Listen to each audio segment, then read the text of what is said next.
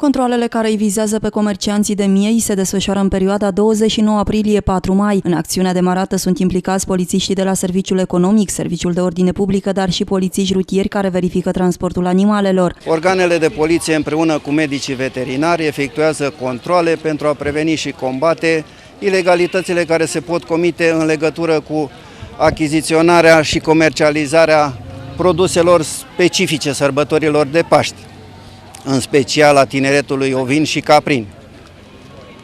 Astăzi am efectuat verificări aproape la toți proprietarii de animale care se află în Târgul Veterani. Nu au fost constatate nereguli. Vreau să vă informez că acționează în această perioadă efective de poliție economică, de ordine publică și de la poliția rutieră în toate localitățile din județul Mehedinți.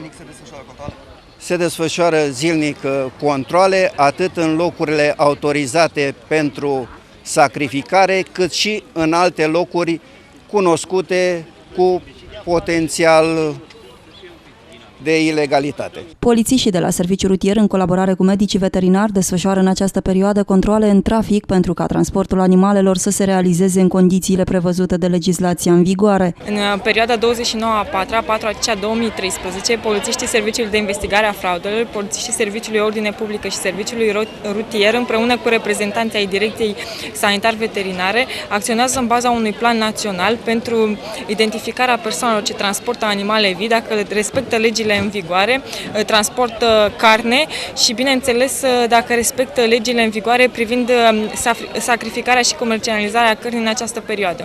Ați identificat nereguli care pot fi...